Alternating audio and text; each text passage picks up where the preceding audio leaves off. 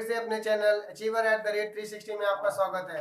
जैसा कि हमने पार्ट 1 में आप लोगों को ये बताया था कि फोटो इलेक्ट्रिक इफेक्ट मतलब बेसिक चीजें, बेसिक इंट्रोडक्शन फोटो इलेक्ट्रिक क्या होता है फोटो इलेक्ट्रिक इफेक्ट, तो हमने उसमें आप लोगों को बताया है, प्रॉपर डेफिनेशंस भी उसकी दी है। ठीक है, तो हमने यहाँ पे आप लोगों को फिर से एक चीज एक्सप्लेन करता हूँ कि फोटो इलेक्ट्रिक इफेक्ट्स क्या है।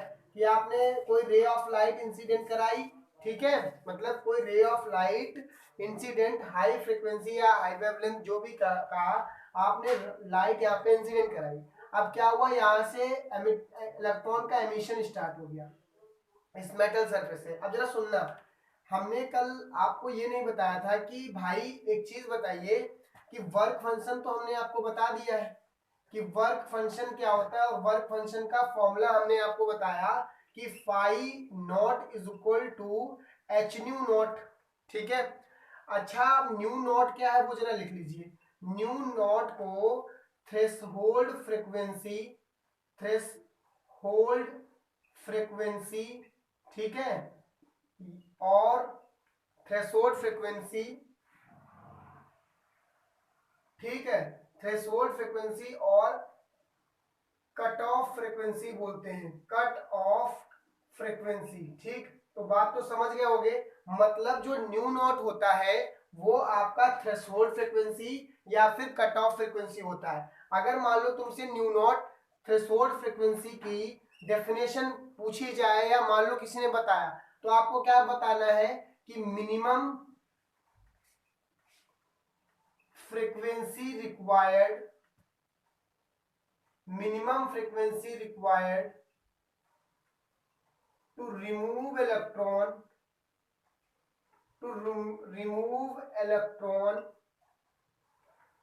from the metal surface, from the metal surface, ठीक, is known as threshold frequency और cut off frequency, cut off frequency. मतलब इस मेटल सरफेस से आपको मिनिमम फ्रीक्वेंसी जो रिक्वायर्ड होगी, जिसको आप न्यू नॉट बोलोगे, वही आपकी थ्रेशोल्ड फ्रीक्वेंसी या फिर कट ऑफ फ्रीक्वेंसी बोला जाता है। क्लियर हुआ यहाँ तक? नेक्स्ट आता है थ्रेशोल्ड वेवलेंथ और कट ऑफ वेवलेंथ। ठीक है, थ्रेशोल्ड वेवलेंथ और कट ऑफ वेवलेंथ, ये क्लियर हुआ बात ना। अब नेक्स्ट देखिए, नेक्स्ट क्या आता है, थ्रेशोल्ड वेवलेंथ, थ्रेशोल्ड वेवलेंथ और कट ऑफ वेवलेंथ। ठीक है, थ्रेशोल्ड वेवलेंथ, ठीक है।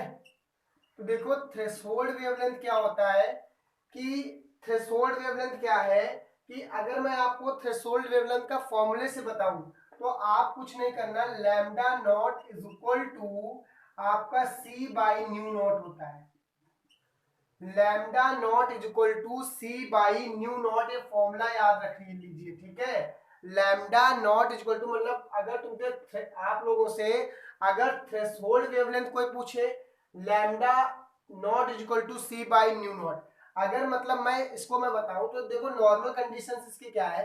मान लीजिए मेटल सरफेस है, मैक्सिमम वेवलेंथ रिक्वायर्ड, मतलब जो आपने लाइट इंसिडेंट की है, तो maximum wavelength required to remove the electron from the metal surface. मतलब समझ रहे हो ना कि मैक्सिमम वेवलेंथ रिक्वायर्ड, आपने जो लाइट इंसिडेंट कराई वो कितनी मैक्सिमम वेवलेंथ से इंसिडेंट कराई जिससे यहाँ से इलेक्ट्रॉन का रिमूवल हुआ है, मतलब यहाँ से इलेक्ट्रॉन्स निकले हैं, तो यही वो आपकी लैम्डा नॉट है। ठीक, तो देखिए जितना ज्यादा आपका लैम्डा नॉट होगा, इसका मतलब है ये मिनिमम वेवलेंथ तो यूज करना पड़ेगा आपको। बात क्लियर हुई ना? क्योंकि हम लोग पढ़ के आए हैं जिस लाइट की वेवलेंथ मैक्सिमम होती है, वेवलेंथ क्या होती है, मैक्सिमम होती है, उसकी फ्रीक्वेंसी मिनिमम होती है। ये तो बात समझ में आ रही है? तो हम अगर यहाँ पे लैम्डा नॉट को मैक्सिमम वर्ड बोलना चाहते हैं तो यहाँ पे न्यू नॉट जो आपकी मिनिमम फ्रीक्वेंसी, जिसको थ्रेशोल्ड फ्रीक्वेंसी या कट ऑफ फ्रीक्वेंसी आप बोलते हो, वो उसकी वैल्यू मिनिमम होनी चाहिए। तो हमने मिनिमम ही तो पढ़ा, वेयर सी इज द, आपको पता है सी इज स्पीड ऑफ लाइट होती है, स्पीड ऑफ लाइट होती है, ठीक, जो आप लोग पढ़ते हो 3 × 10⁸ मीटर पर सेकेंड होता है। क्लियर हुआ यहां तक की? ठीक है। तो अगर ये बात समझ में आए, देखो इसकी डेफिनेशन अगर लिखोगे तो क्या लिखोगे, the maximum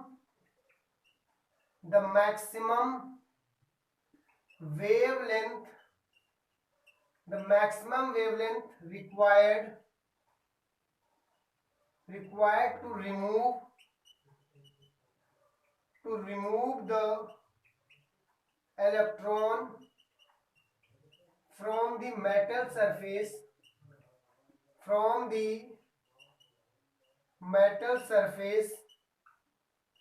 is known as threshold frequency बोला, थ्रेशोल्ड वेवलेंथ और कट ऑफ वेवलेंथ। क्लियर हुआ यहां तक की? कोई दिक्कत नहीं है, जिसको आप लोग लैम्डा नॉट से डिफाइन करने वाले, ये दोनों वर्ड्स आपको जानना जरूरी है। जैसा हमने आपको बताया कि दोनों वर्ड्स याद रखिएगा कि मिनिमम फ्रीक्वेंसी या थ्रेशोल्ड फ्रीक्वेंसी या कट ऑफ फ्रीक्वेंसी क्या होता है, या मैक्सिमम वेवलेंथ क्या होता है, कि मैक्सिमम आपने लाइट, वो कितनी मैक्सिमम वेवलेंथ की लाइट आपने इंसिडेंट कराई है उस इलेक्ट्रॉन्स को रिमूव करने में। क्लियर हुआ यहां तक की? ठीक है। अब नेक्स्ट आता है जो आपको पढ़ना पड़ता है, वो देखिए क्या है, एक्सपेरिमेंटल स्टडी ऑफ, ठीक, ये हेडिंग लगाइए और ये हेडिंग क्या है, इसका डायग्राम भी बनाएंगे, experimental study of photo electric effect. ठीक है, जो बुक्स में आपको एनसीईआरटी की बुक्स में और भी रेफरेंस बुक्स हैं उनमें सब में दिया रहता है। ठीक है, तो डायग्राम बनाएंगे, फिर उसके बाद हम उसको एक्सप्लेन करेंगे, अच्छे से समझ में आए तो बताइएगा। ठीक है, क्या है, experimental study of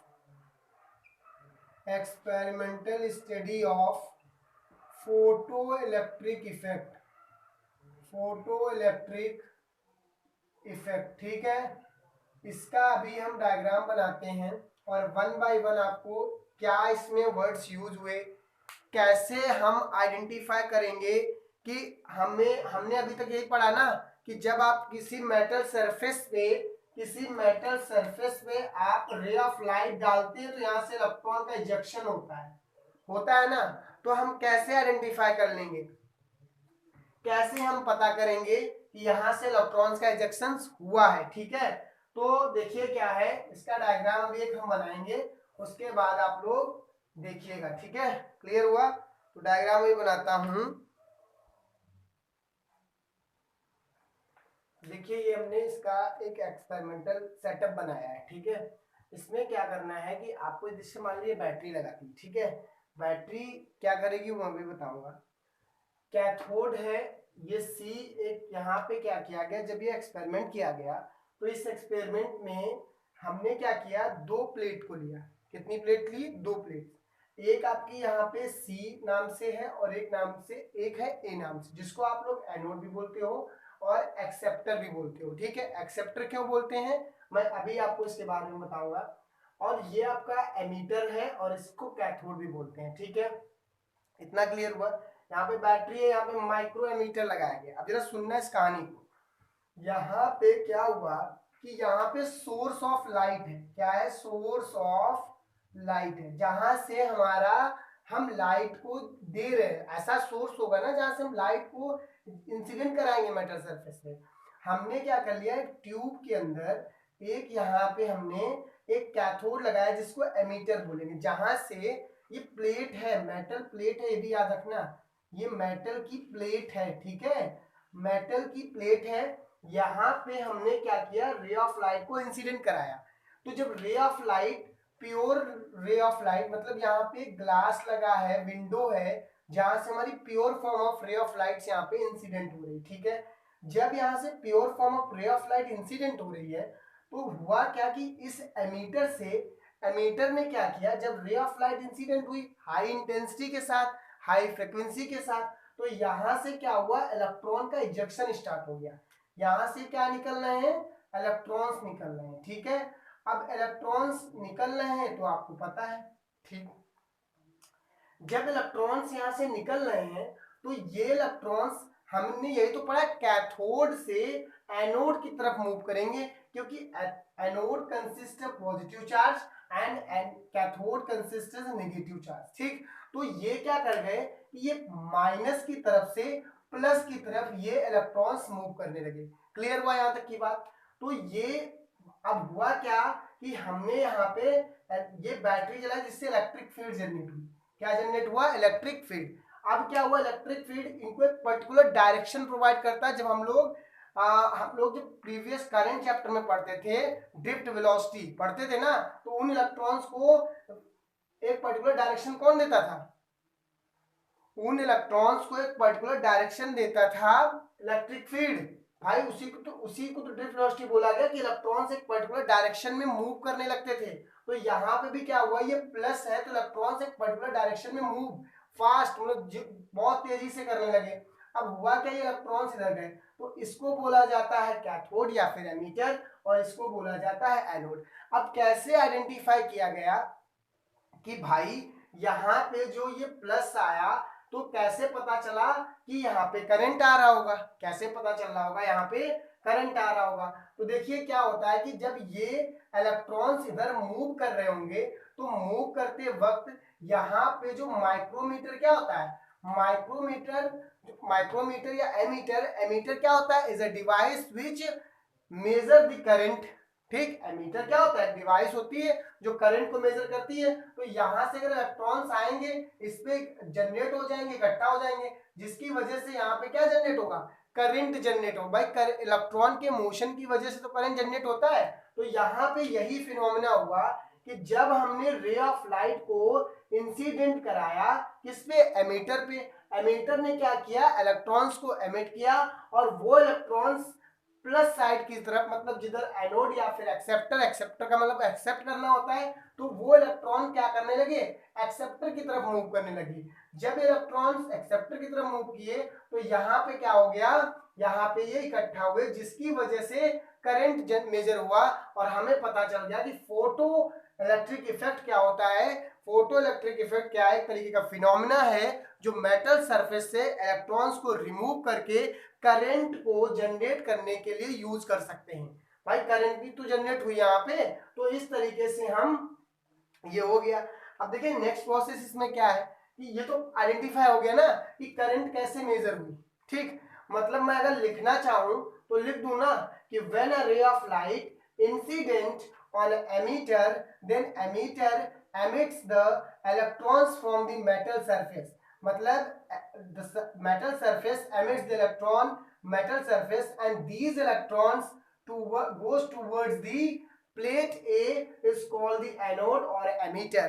after some time, ये क्या लगा है भाई, ये लगा है आपका माइक्रोमीटर, और माइक्रोमीटर डिटेक्ट कर लेगा कि करंट सर्किट में फ्लो रही। अगर यहाँ पे एमीटर ने क्या किया, डिटेक्ट, भाई माइक्रो इसलिए लगाया गया माइक्रोमीटर कि करंट जो हो वो जितनी भी छोटी से छोटी करंट को हम मेजर कर ले, माइक्रोमीटर इसलिए कहानी हुई। ठीक, तो यहां तक क्लियर हुई बात, किस लिए इसका यूजुअल लिख सकते हो, इतना लिख सकते हो। अब देखो क्या हुआ कि हम ये फोटो इलेक्ट्रिक इफेक्ट जो पढ़े हैं, ये लिखना चाहो तो लिख सकते हैं यार। देखो इसको फर्स्ट पॉइंट अगर हम पॉइंट वाइज लिखना चाहें तो फर्स्ट पॉइंट इसका क्या लिखोगे कि कंसीडर, यहां लिखना चाहो मैं लिख दे रहा हूं consider a tube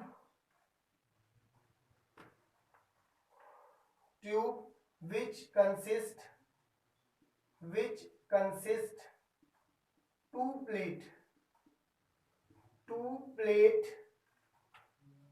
C and A, ऐसे लिख सकते हो C and A। C is called emitter or anode, cathode, emitter or cathode, and A referred as anode or acceptor। Anode और एक्सेप्टर।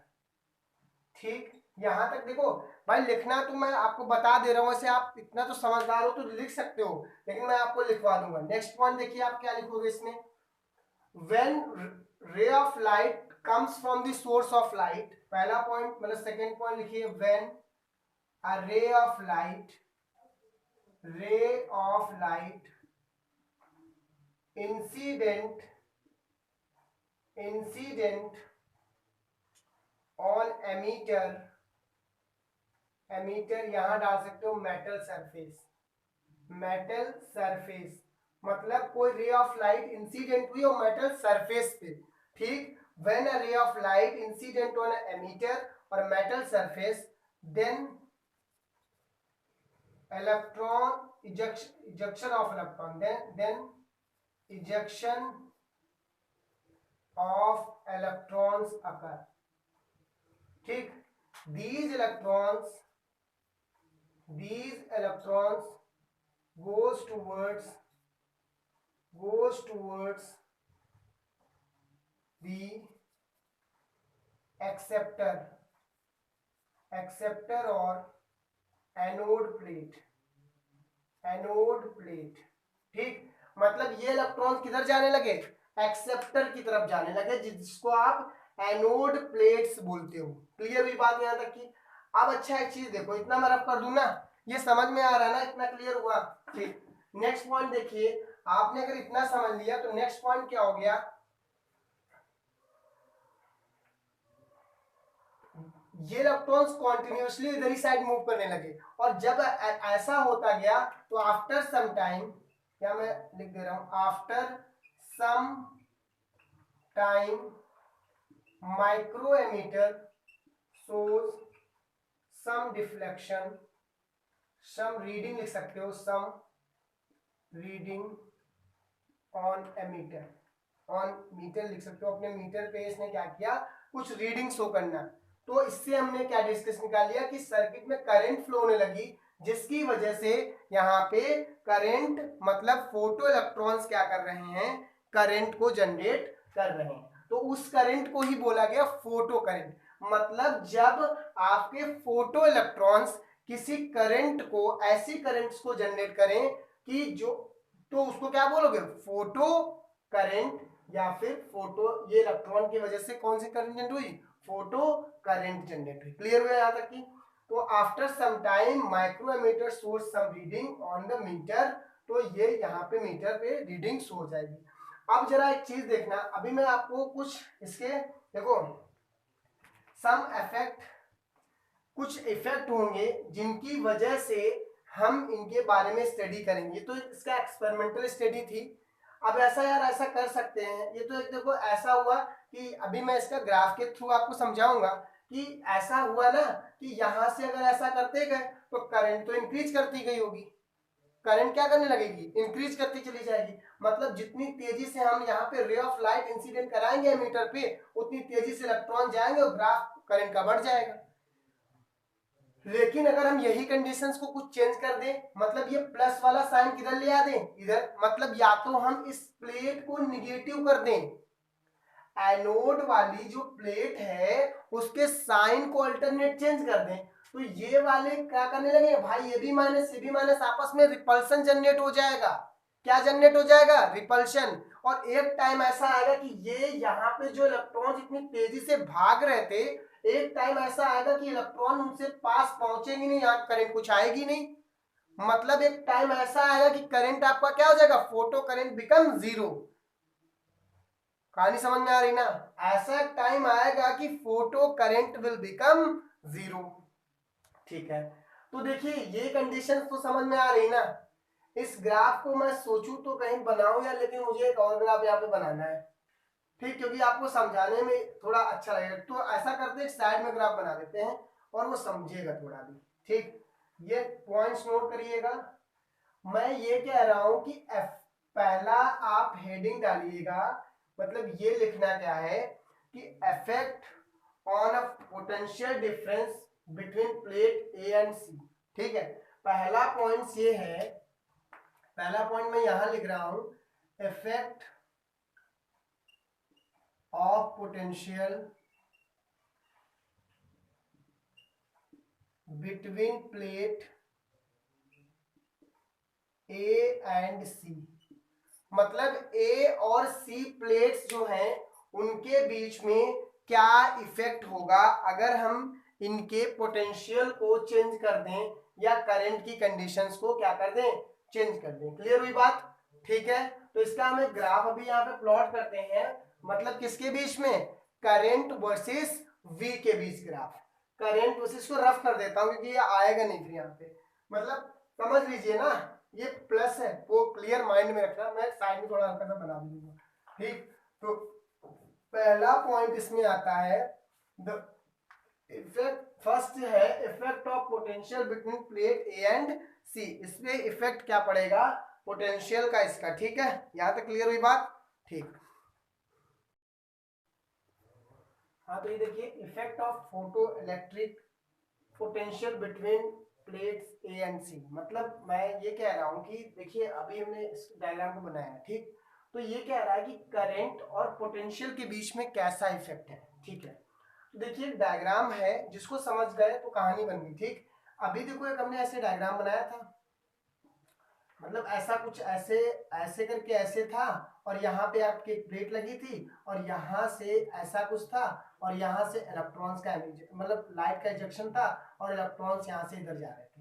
इतना तो बताया था। और इसको आप लोग एमीटर बोल, मतलब एमीटर नहीं एक्सेप्टर बोल रहे थे, और ये आपका कैथोड नहीं, कैथोड था जिसको सी बोलते थे, और इसको एमीटर भी बोलते थे। ठीक है, तो ये इलेक्ट्रॉन्स यहाँ जा रहे थे। जब मैंने ये कह दिया कि मान लीजिए ये कंडीशंस के अकॉर्डिंग ऐसा कुछ माइक्रो एम्पियर और ये कुछ ऐसा बना है। ठीक है, मतलब इधर साइड ऐसा कुछ कंडीशंस थी और ऐसा कुछ कहानी थी। मतलब मैं ये कह रहा था ये पॉजिटिव है और वो निगेटिव है। मैंने ये कहा कि इनके बीच में जो पोटेंशियल एक टाइम की कंडीशन पे पोटेंशियल ने जीरो मान लिया है। कितना मान लिया है? जीरो। तो इनके बीच में जो इलेक्ट्रॉन्स जा रहे हैं, तो देखिए हुआ क्या कि एक टाइम में ऐसा हुआ होगा कि बहुत इलेक्ट्रॉन्स जब जा रहे थे तो करंट इसमें आ रही होगी।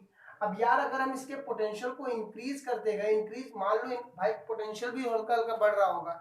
ठीक, अगर पोटेंशियल भी बढ़ रहा है और इसका ये इसकी पोलैरिटी को हम बढ़ाते गए, मतलब ज्यादा चार्ज देते चले गए, मान लीजिए हम पॉजिटिव ज्यादा कर दिए, तो जितनी जल्दी से यहाँ पे इलेक्ट्रॉन्स निकल रहे हैं वो सारे इलेक्ट्रॉन्स क्या करेंगे? इस मेटल सरफेस की साइड भागने की कोशिश करेंगे, भागते जाएंगे ना, तो ये इलेक्ट्रॉन्स कहाँ चले जाएंगे? इस मेटल सरफेस पे पहुंच जाएंगे। तो मेटल सरफेस पे इलेक्ट्रॉन्स पहुंचे, और मेटल सरफेस पे इलेक्ट्रॉन्स पहुंचे तो यहां से क्या हुआ? देखिए ग्राफ बन गया जो एकदम स्ट्रेट, कुछ ऐसा ग्राफ फॉर्म हो गया।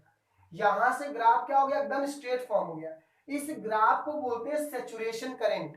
क्या बोलते हैं? Saturation current. मतलब एक ऐसा पॉइंट आया होगा जिसपे जो इलेक्ट्रॉन्स हुए होंगे ना, यहां से निकले, वो सारे इलेक्ट्रॉन्स कहां पहुंच गए होंगे? इस मेटल मतलब जो एक्सेप्टर आपका है उसके पास पहुंच गए होंगे, जिसकी वजह से करंट एकदम से बहुत हाई रीच पे पहुंच गई होगी, और उसके बाद कांस्टेंट हो गई होगी। क्या हो गई होगी? कांस्टेंट हो गई, जिसको सैचुरेटेड करंट बोलते हैं, या सैचुरेशन कर्व भी आपने एकदम सैचुरेट हो गया। मतलब इस कंडीशन पे आपका current will be constant. Current क्या हो जाएगा? कांस्टेंट हो जाएगा, कि उससे ज्यादा इलेक्ट्रॉन का इजेक्शन नहीं होगा।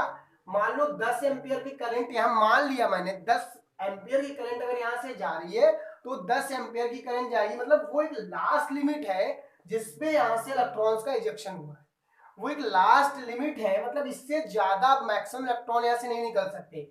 वो मैक्सिमम इलेक्ट्रॉन्स थे जिससे कर्व ऐसा फॉर्म हो गया। ठीक है, समझ में आया? तो इसको बोलते हैं सैचुरेटेड करंट। ठीक है, सैचुरेटेड करंट या फोटो करंट तो समझ गए होगे। जब फोटो करंट क्या होती है, अगर मैं यहाँ पे बोल लूं कि फोटो करंट क्या होती है, तो फोटो करंट अगर आपको लिखना है, फोटो करंट अगर लिखना है, the current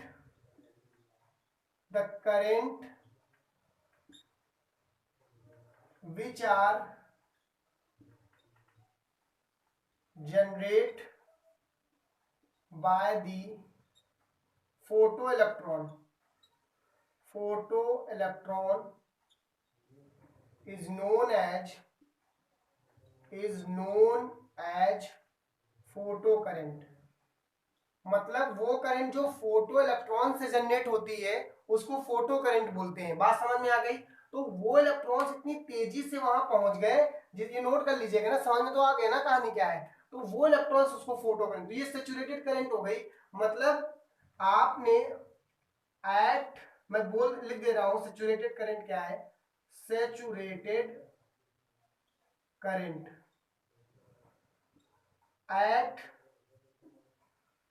at time which maximum electron reaches to the plate A and current will become constant।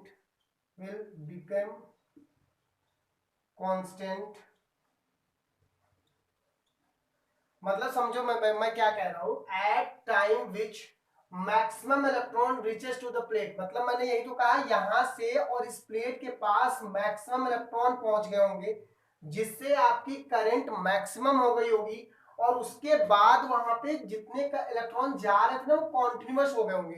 तो भाई करंट भी तो उतनी तो आएगी, अब उससे ज्यादा तो करंट नहीं जा सकती। तो वही लिखा at time which maximum electron reaches to the plate A and current will become constant, then this current is known as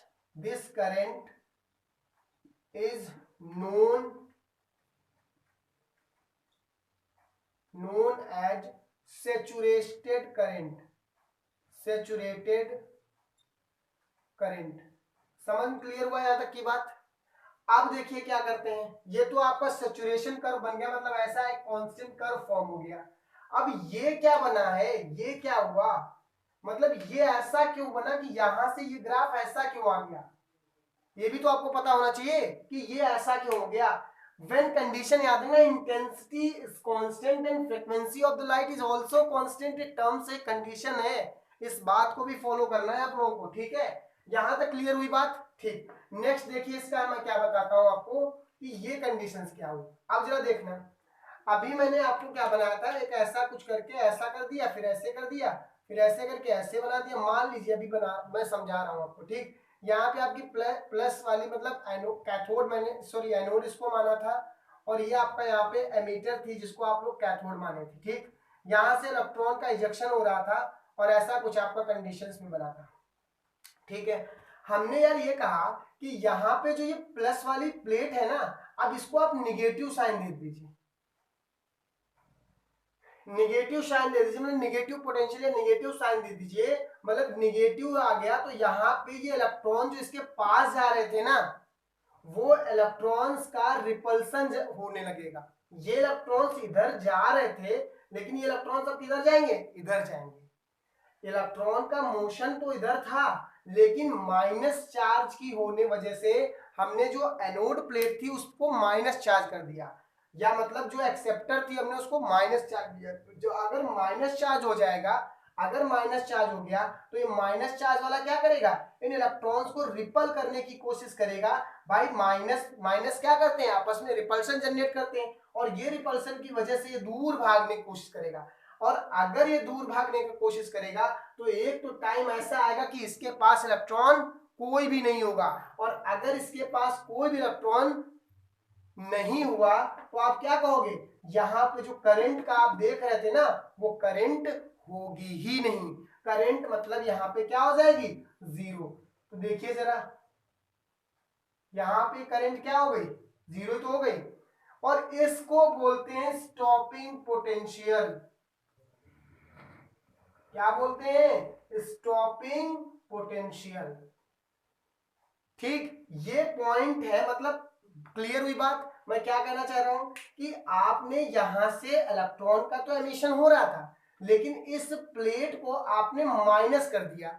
जब इसको निगेटिव कर दिया तो जहां यहां से इलेक्ट्रॉन का इजेक्शन हो रहा था वो इलेक्ट्रॉन भी क्या करने लगे, बैकवर्ड साइड को मूव करने लगे। जब बैकवर्ड मूव करने लगेंगे तो आप क्या कर सकते हो कि यहाँ पे तो इलेक्ट्रॉन आ ही नहीं रहे, और अगर इलेक्ट्रॉन्स नहीं आ रहे हैं तो करंट कहाँ होगा, तो करंट तो कितना हो गया होगा, जीरो हो गया होगा।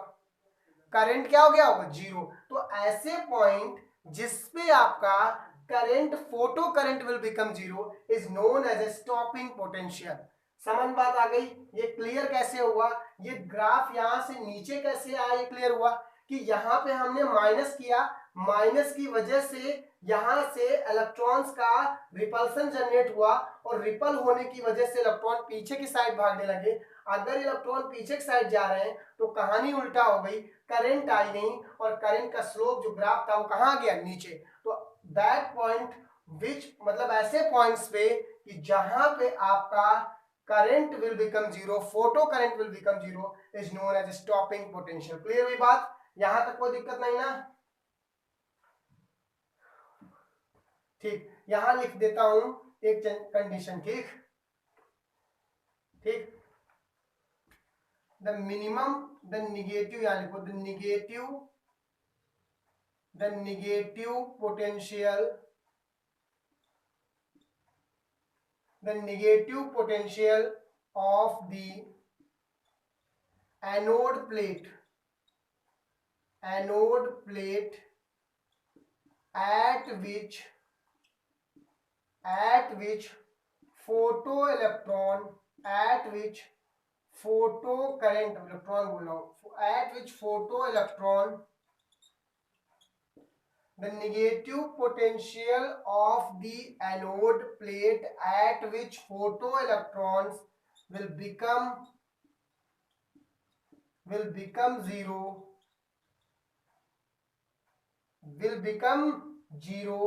the potential is known as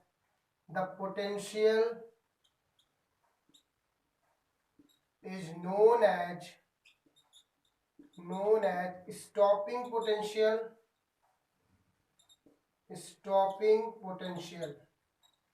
जिसको आप लोग V नॉट से नोट करोगे। किससे नोट करोगे, स्टॉपिंग पोटेंशियल। मतलब इस पोटेंशियल पे जो करंट आपका होगा वो आपका क्या हो जाएगा, जीरो हो जाएगा। क्लियर हुई बात, ऐसे पोटेंशियल पे करंट आपका क्या हो गया, जीरो हो गया। नोट कर लीजिएगा। फिर क्या होगा, ये पोटेंशियल जो है वो क्या कर रहा है, करंट को जीरो कर रहा है, मतलब इलेक्ट्रॉन के कंडीशन को क्या कर दे रहा है, जीरो कर दे रहा है। ठीक है, तो ये स्टॉपिंग पोटेंशियल जो होगा वो जो इलेक्ट्रॉन्स, भाई इस सरफेस से जो इलेक्ट्रॉन्स निकल रहे थे ना यहां से, उन इलेक्ट्रॉन्स को ही तो रिपल करके गया है, वो स्टॉपिंग पोटेंशियल। ठीक, तो ये क्या होता है, एक फॉर्मूला नोट कर लीजिएगा। मतलब ये kinetic energy of these electrons, यहां लिख दे रहा हूं, kinetic energy of the electron is equal to the eV naught. EV naught ये याद रखना, काइनेटिक एनर्जी की formula half M we max का square is equal to EV naught. ये फॉर्मूला है, याद रखिएगा।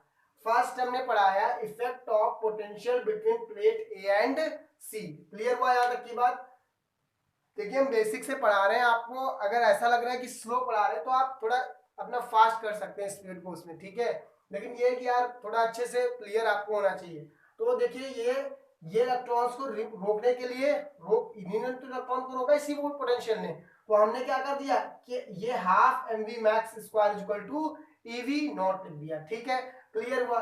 सेकेंड, मैं इसका आपको कल अगले पार्ट में इसके क्वेश्चन मतलब क्वेश्चंस नहीं करूंगा अभी, इसके और क्वेश्चंस का मतलब है कि ये इफेक्ट पहला था इफेक्ट ऑफ प्लेट बिटवीन मतलब पोटेंशियल के बारे में था।